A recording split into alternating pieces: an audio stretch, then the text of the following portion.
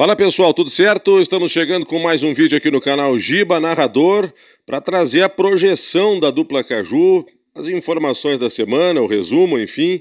Afinal de contas, o Juventude já sabe, inclusive, quando vai ser a sua estreia no Campeonato Brasileiro da Série A.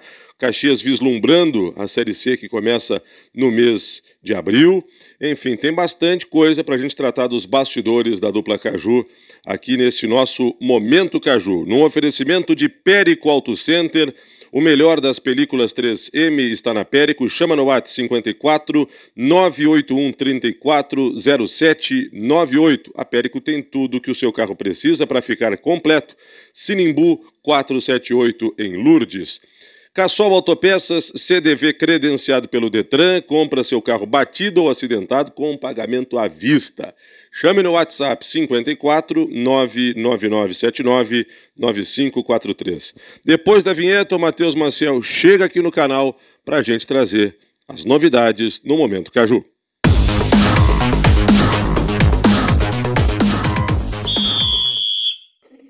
Tudo certo, Matheus Maciel? Tudo certo, Gilberto Júnior e quem nos acompanha aqui no canal Giba Narrador. Vamos começar pelo Juventude. O Juventude já sabe, inclusive, a data de estreia no Campeonato Brasileiro da Série A e está se movimentando, está no mercado. Qual é o resumo que tu traz para a gente do Juventude? Então, a Juventude está trabalhando, tem muito silêncio, né? Em busca de contratações. O nome que já está, inclusive, treinando no CT com o clube é o Maurício Garcês, atacante que chega do Avaí, tem contrato com o Avaí até 2027, chega por 1 ano por empréstimo. O Juventude vê nele um novo Eric Farias, joga pelo lado e pode também, às vezes, ser esse centroavante. Então, a aposta nesse atleta, após a saída do Eric Farias, indo para o futebol da Coreia do Sul, jogador que sai aí um valor perto de 5 milhões, o Juventude vai receber, tinha 80% do jogador, ele ainda não assinou o contrato, passa por exames, por isso que ainda não foi nada oficializado, mas já iniciou o deslocamento com a família, com a esposa, 2 filhas, foi então para a Coreia do Sul, já na sexta-feira passada. Bom, o Juventude, então, trabalha, foca na contratação de um volante, número 5, e também um centroavante. A princípio, foca nessas 2 posições para trazer. O Juventude, quando se fala tem lateral esquerdo, não procura ninguém, só caso saia alguém. Filipinho, inclusive, teve proposta da Série A, mas o Sport não liberou ele.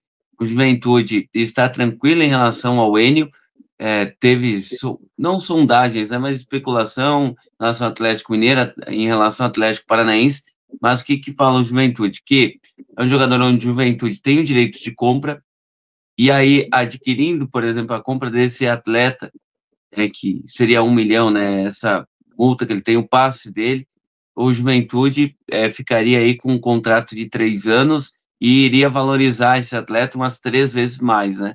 Então, com isso, está tranquilo quando se fala em Enio, né? Porque ele tem o direito de compra e pode aí comprar daqui a pouco para vender esse jogador, mas que é a continuidade dele. Então, o Abner também foi aumentado a multa dele, tem sondagem sim, mas nada concreto, deve seguir no estádio Alfredo Jaconi. O Juventude que espera aí contar também com atletas para volta do brasileiro, o caso do San, mais 15 dias de reforço, então com isso já espera ter esse jogador até para a estreia do Brasileirão, essa é a ideia no dia 29 contra o Vitória no estádio Alfredo Jaconi. E aí, claro, o Kaique e o Peixoto ainda não estão 100%, mas o Sam, o Gilberto, o Euquerangel e o Cipriano, a ideia é já ter à disposição. Agora, é o foco realmente nessas contratações que está trabalhando em sigilo, porque tenta trazer jogadores para realmente agregar, para ser titulares, e sabe a concorrência, a dificuldade que se tem. E tem que contratar agora, não adianta deixar para depois, porque depois a gente sabe que sobra poucos jogadores. Já tem que estar negociando, é isso que está fazendo o Juventude. Vamos por partes. O Garcês, esse que já está treinando, é um jogador que, pelo retrospecto dele no ano passado pelo Avaí, ele viria para não apenas entrar na vaga do Eric Farias, como até dar um acréscimo de qualidade. Ano passado ele fez 9 gols e deu 3 assistências. Ele participou de 12 gols do Avaí. É um jogador interessante, óbvio, sobe a régua na Série A do Campeonato Brasileiro, mas eu acho que é um jogador que, pelo retrospecto que tem, ele pode ajudar bastante a equipe do Juventude, embora a gente pense que muito possivelmente, além dele, o Juventude tenha que dar uma encorpada ainda maior no seu elenco. Falo de um centroavante, acho que tem que vir um titular, e em relação aos volantes, eu confesso que eu não me preocupo tanto, eu fico até surpreso quando se fala que o Juventude não está preocupado assim, com a lateral esquerda, que eu acho que é mais latente até do que nos volantes. Tem o Daniel Giraldo, tem o Kaique voltando de lesão, são 2 ótimos camisa 5, o Mandaka e o Jadson, e eu estou colocando o Mandaka como segundo homem, é importante ter também esses 2 jogadores ali. Acho que quantitativamente sim, o Juventude precisa de mais gente, mas não é uma carência, assim, uma necessidade de última hora do Juventude ter que buscar volante. Repito, é um campeonato longo brasileiro, é necessário ter alternativas de elenco, mas eu não vejo que necessariamente seja a prioridade o volante. Lateral esquerdo, sim, o Juventude está carente nessa posição. Acho que a questão do Enio, ela é simples, né? O Enio é um jogador que mostrou qualidade, mas ainda não se firmou como o titular. Por exemplo, no jogo contra o Grêmio, ele saiu do banco de reservas. E ele, muito possivelmente, dentro de uma análise futura de carreira e até para comercialmente ter um valor maior, ele tem que jogar o Campeonato Brasileiro. Ele não vai ser titular no Atlético Mineiro. Talvez ele consiga no Atlético Paranaense, caso o negócio fosse avançar, ele fosse conseguir ter mais jogos na Série B, embora o Atlético também tenha um elenco interessante, acima da média, para jogar a segunda divisão nacional. Acho que lá teria mais chances, mas também não é assim, chegou a titular, fardou, bota, sei lá qual é o número lá, 11 nele, ele vai jogar na ponta.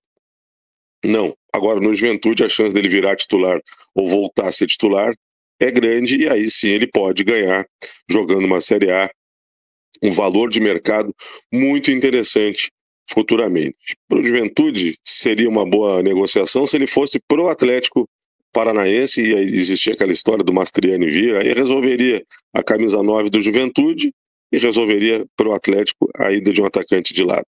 Não avançou, parece essa negociação, acho que acaba ficando de bom tamanho ele permanecer no Juventude, jogar e se valorizar. Vamos aguardar. O Juventude, ele tem um jogo de estreia contra o Vitória já marcado, né?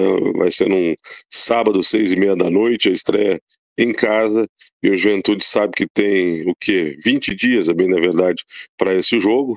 Ele tem a condição de montar o seu elenco, aguardando também agora o final dos estaduais na janelinha que abre com reforços locais que ainda podem chegar, e aí o Juventude completar o seu elenco, montando, eu repito, um time que tem que ser competitivo num campeonato longo, não só com esse 11 titular que nós vimos contra o Grêmio no Campeonato Gaúcho, contra o Grêmio, né, em específico, inclusive fazendo um bom jogo no Jacone e ganhando, mas um elenco que, além de tudo, ofereça alternativas, porque no decorrer do percurso tem suspensões, tem lesões, enfim, e não se faz um Brasileirão só com um time, e sim se faz com um grupo.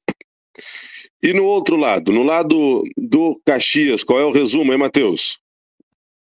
Bom, Giba, até sobre o Ju também deve aí confirmar jogos, né, preparatórios, 2 ou 3, que o Caxias também deve fazer. O Caxias até tem um período mais longo, né? Deve estrear aí na semana do dia 13, só do próximo mês. Então, o Caxias é o que preocupa mais em relação a reforço, até vendo com fontes, não tem nada acertado, busca aí, a ideia é trazer 5 nomes, né, também vai aproveitar essa janela, né, de estaduais para trazer reforços. O Caxias, até em entrevista, o José Caetano Sete comentou que a ideia era trazer jogadores mais para esse setor ofensivo, de lado, também centroavante, inclusive até não teve centroavante no jogo contra o Fluminense. Foi especulado até o goleiro Jefferson, que faz parte do São José na Série A2, ele foi procurado, esse jogador, jogou no Confiança também, está procurando outro goleiro, porque deve liberar o Zílio, né, e aí conversa agora com o Helder, pode ser que renove com o Helder, que tem contrato agora encerrando. A ideia, o Thiago Coelho também tem contrato encerrando, tem uma conversa também, mas esse deve seguir no Estádio Centenário. O Pedro, o Cuiabá, é um jogador que até na entrevista, depois do jogo contra o Fluminense, ele disse que tem especulações, né, que tem sondagens de outros clubes, não quis dizer até a divisão, falou que depois a imprensa iria saber. Então, olha, vamos aguardar, mas é um jogador, então, que sim, tem times de olho nesse atleta, no Pedro Cuiabá do Caxias. Hoje, de nome, assim, porque poderia ser contratado por outra equipe, Pedro Cuiabá, um jovem, chegou até de graça no Caxias, jogou naquele ano a Série D em 2023, onde o Caxias consegue o acesso. Bom, e teve no estadual também. Bom, Gilberto, então sobre o Caxias, tá atrás um preparador de goleiros, após a saída do Everson. O Everson acertou a ida para o Grêmio para ser auxiliar. O que eu tenho do Caxias, assim, até busca de atacantes, foi falado até nome do Hermel, que seria um atleta que o Caxias deu uma consulta, né? A ideia era buscar esse atleta, né? Nada, os nomes que eu estou falando são nomes que o Caxias até procurou, o foco, mas nada de negociação. Por isso que até às vezes eu não gosto de falar. Mas o Hermel é um atleta que passou por Figueirense, passou pelo Juventude. Então, por isso que eu digo, preocupa porque a gente não tem nada assim concreto. O que eu tenho até da fonte é que não tem nada até encaminhado. Às vezes até o foco de contratações, o Caxias não deixa muito claro isso, mas está vasculhando no mercado. O que se tinha aqui, foi falado até no Giovanni Gomes, que tem interesse de outros clubes nesse atleta, e então não teria nada fechado. E falaram também, até uma boa fonte, em relação a daqui a pouco ir atrás de atletas do Grêmio que estariam ali estourando a idade, né, que não teriam oportunidade, poderiam chegar ao Estádio Centenário. Então, o Caxias, que tem o objetivo de subir a Série B, vai pegar uma Série C bastante complicada, né? A gente vê clubes ganhando dinheiro até avançando de fase na Copa do Brasil. Tá meio devagar, mas claro, tem esses sigilos assim, mas com uma boa fonte que passou que não tem nada acertado até o momento. A questão do Caxias, primeiro que a gente ouviu, e até não só na Rádio Caxias, mas em outras emissoras, o presidente do Caxias dizer que já tinha 4, 5 reforços acertados, e até agora não teve nenhum anunciado. E tu traz até uma certa dificuldade que o Caxias vem tendo de fazer o complemento do seu elenco com as contratações que vem. O Pedro Cuiabá, tu vê como são as coisas, né? Um jogador que para muitos era discutível a possibilidade dele jogar nessa temporada. Ele não apenas foi o principal jogador do Caxias nesse campeonato, ou pelo menos naquele setor ali, né? No setor do meio campo, dentro daquela ideia de que tem que alguém fazer a contenção e já iniciar o jogo para a bola chegar com mais qualidade nos meios e dar articulação. O Pedro Cuiabá ele surpreendeu porque era talvez a última chamada para ele. Ele recebeu a oportunidade e fez um bom campeonato gaúcho. Agora, o Caxias ele vai precisar contratar principalmente, e eu acho que esse vem sendo o grande problema, na peça defensiva. O Caxias ele vaza pelos lados e vaza pela frente da área. O primeiro volante, que não é o Pedro Cuiabá, poderia ser, mas o Cuiabá em muitos momentos ele acaba saindo mais, sendo mais o segundo do que o primeiro volante. O Caxias vai ter que reforçar ali. Muitos falam até no Marlon, que já jogou aqui, que não se firmou desde que saiu. Não sei se seria alternativa. Mas tem que contratar um primeiro volante que dê essa proteção maior à área, assim como os laterais. Porque o Caxias, com o Marcelo e com o Kelvin, não conseguiu ter um lateral pelo lado esquerdo que conseguisse ser seguro defensivamente. Até em algum momento, ambos deram algum acréscimo ofensivo. O Marcelo muito pouco, até surpreendendo, porque era o principal predicado desse jogador. E o Kelvin até fez um bom trabalho, mas do meio para frente, mas também não foi assim aquele cara que fez assistência e tudo mais. Então o Caxias teve problema na lateral esquerda. Na direita, talvez não tenha sido tão falho defensivamente, mas o Roney e o Thiago Enes também não corresponderam. Então, para mim, laterais do Caxias é problema, frente da área é problema. Senão vai ficar sempre estourando na dupla de zaga e no goleiro, coisas que nem deveriam chegar ali nos outros clubes, nos outros times. Há uma proteção maior ao miolo de zaga. Em relação ao ataque, o Giovanni Gomes, até estava assistindo o jogo do São José ontem com o Brasil, ele tem alguma capacidade, mas não é o mesmo jogador de outros tempos. E aí eu fico olhando e vendo a agenda, como é curta, porque daqui a pouco tu tem que ir num jogador que está numa equipe que agora escapou do rebaixamento, mas fez um mau campeonato gaúcho, e que ele, por si só, teve um ou outro jogo que a gente viu que ele se destacou. Mas eu não sei se o Giovanni Gomes ele consegue reunir o que em outros momentos reunia em termos de qualidade e capacidade. De qualquer forma, como alternativa, poderia vir, mas aí eu vejo que tem que vir 2 centroavantes. O Helder nem é centroavante de fato e nem sei se vai permanecer. O Nescau vai demorar para voltar, então o Caxias tem que contratar o titular e o reserva. Se ele for o reserva, o Giovanni Gomes, e depois, no decorrer do período, for tomar a posição de titular, beleza. Mas assim, ele vir para ser o 9 do Caxias, eu olho com certa reticência. E atacantes de lado, né? Mais aquele quebrador de linha, o jogador mais veloz, é o que eu acho que está faltando para o Caxias. O cara do 1 contra 1. O Caxias tem atacantes de lado como o Richard, o próprio Calilson, que são mais pesadões. O Iago e o Gabriel Lima um pouco mais leves, mas eu ainda acho que está faltando um atacante rompedor. O Gustavo Hermel, formado no Juventude, que teve boa passagem no Figueirense, teve um momento na vida que ele era esse jogador, mas o Hermel já tem os seus 30 anos. Eu estou puxando aqui na memória, que ele estava em 2013 estourando no Juventude, ele era sub-20, então ele está na faixa dos 30. Certamente não é mais o mesmo velocista e driblador que era em outros momentos. Embora a característica daquele Hermel, eu acho que serviria nos tempos de hoje. Só não sei, sinceramente, como que está o futebol do Hermel em 2025. Algo mais a destacar, Matheus? Ele tem 29 anos aí.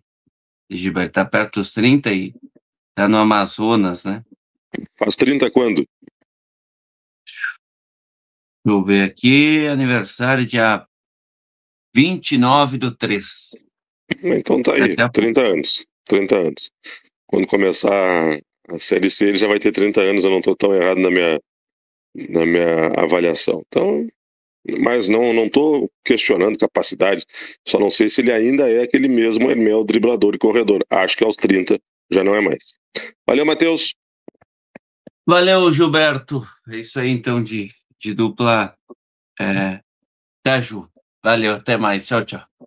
Valeu, Matheus Maciel, com o nosso Momento Caju, atualização das informações de Caxias e Juventude. Para Périco Auto Center, o melhor das películas 3M está na Périco. Chama no WhatsApp 54 981 34 0798. A Périco tem tudo, absolutamente tudo que o seu carro precisa para ficar completo. Rua Sinimbu, 478 em Lourdes. Também a força da Cassol Autopeças, CDV credenciado pelo Detran. Compra o seu carro batido ou acidentado com pagamento à vista. Chame no WhatsApp 54 99979 9543. A todos, muito obrigado pela parceria mais uma vez. Um grande abraço e até a próxima.